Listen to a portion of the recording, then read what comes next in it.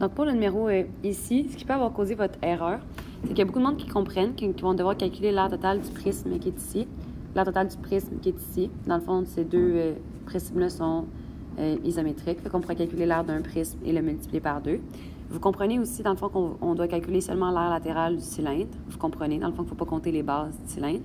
Par contre, ce que vous oubliez, c'est que sur chacun des prismes, il y a une des faces. Donc, celle-là ici que j'essaie de montrer, je vais essayer de la peinturer comme ça, tiens. Cette face-là ici, elle n'est pas complète. Pourquoi elle n'est pas complète? Bien, c'est parce qu'on ne peut pas toucher partout avec nos mains sur cette face-là. Il y a un endroit qui est bloqué par la base du cylindre. Donc, quand on calcule l'aire totale du prisme qui est ici, il va falloir enlever ici une des bases du cylindre, c'est enlever un cercle. Parce que c'est pas vrai qu'on peut toucher partout sur le prisme. Aire latérale du cylindre, et même chose ici, aire totale du prisme, mais enlever ici un cercle parce qu'on ne peut pas malheureusement toucher partout sur le prisme. Donc, la formule de base que vous devriez avoir, ça serait de calculer 2 fois l'aire totale du prisme. Mais il y a d'autres façons de le faire, mais ça, je pense que c'est la façon la plus rapide, je pense. Donc, 2 fois l'aire totale du prisme, donc ça compte tout ça et tout ça. Malheureusement, par contre, c'est pas vrai qu'on veut l'aire totale, parce qu'il y a un endroit qu'on peut pas avoir accès, on peut pas toucher parce que c'est bloqué par la base du cylindre. Donc, il faut enlever un disque pour celui-là et un disque aussi de l'autre côté. Donc, j'enlève moins 2 fois l'aire du disque. Et ensuite de ça, j'ajoute l'aire latérale du cylindre qu'on peut aussi toucher. Donc, je vais faire la deuxième ligne, mais après ça, je vais vous laisser continuer seul parce que c'est un numéro que vous devrez être capable de faire.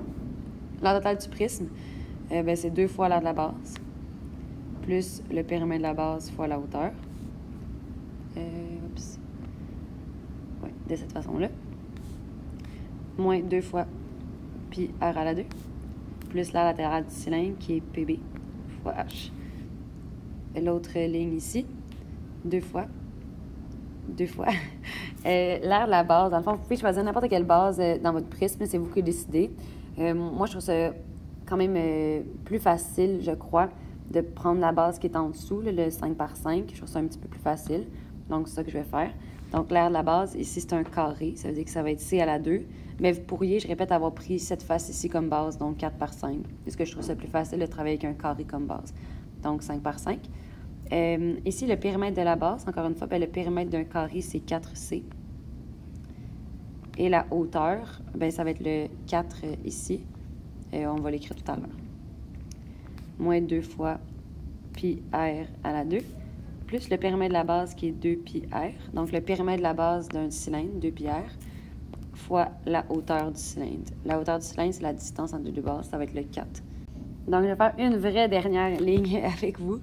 Donc, l'aire totale ici. Donc, 2 fois. Je répète que le 2 fois ici vient du fait qu'il y a 2 prismes qui sont isométriques. Donc, c'est pour ça que j'ai 2 fois avec une grande parenthèse.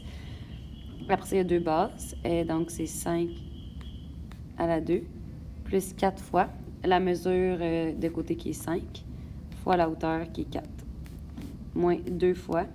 Puis, le rayon ici, c'est ça qui est intéressant. Donc, c'est quoi, dans le fond, le rayon de ce disque-là?